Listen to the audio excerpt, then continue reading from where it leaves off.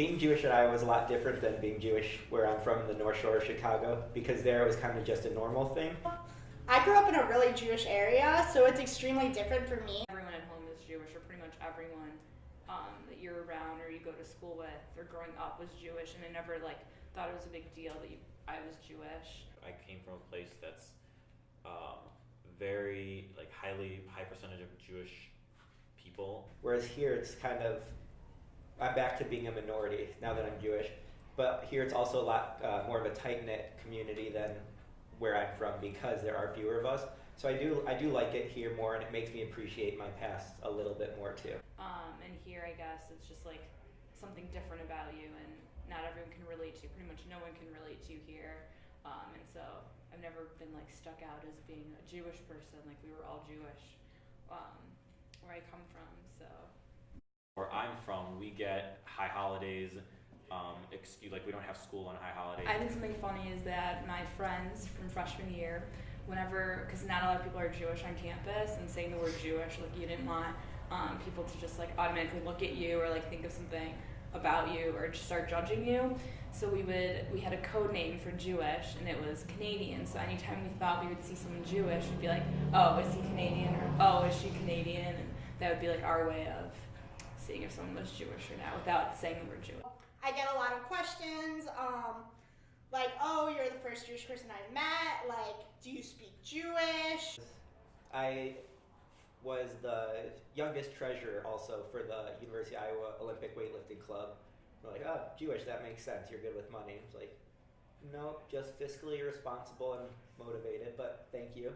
Those little jabs like that over and over again, it's the stereotypes that you hear about over and over again, and I guess those are a lot more prevalent than people tend to realize. They just kind of look past them because a little jab like that doesn't mean much when you look at some of the other big cultural issues that we have. Sorry, she sneezed and I said bless you, and she said, why'd you say bless you? You don't believe in God. She thought Jews didn't believe in God. I was like, no. There's a lot of ignorance and stupid people in this world. That's just a fact. That's the way this place is. And so there's a lot of uneducated people that kind of make assumptions about Jews only because they've never met one or had a conversation with us.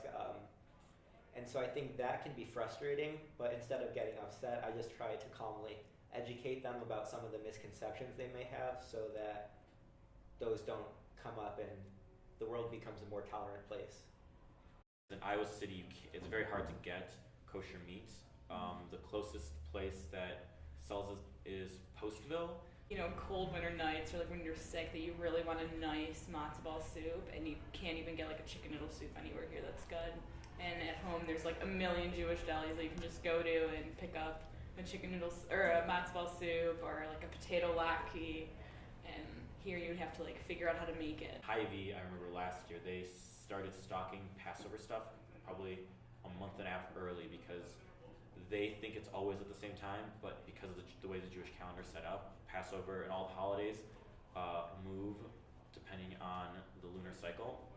So they ended up putting stuff out super early and selling out before even Passover started, which was very interesting. It's very typical of Iowa because they don't really know what it means. They just know that, hey, during this time, usually we sell a lot of matzah and other kosher Passover stuff, so they just order it at that time. They don't look when the holiday is. It's finding a husband in Iowa City is pretty challenging just because there's barely Jewish people here, so then you gotta find a Jewish guy here, and then you pretty much know all the Jews in Iowa City, and you just don't want to date them because you already know them so well. It's just an interesting experience, especially with the university and stuff, because my first year of school, recruitment was on the most important Jewish holiday of the year, and that's actually one of the reasons that I dropped out of recruitment and didn't join a Greek organization the normal way. So I think it's definitely affected my school experience. I was still at home. Being Jewish wasn't a special thing, and so I didn't think much of it. And so here I think being in college with a more diverse group of people is a better representation of what the real world is like, not living in the bubble that I came from.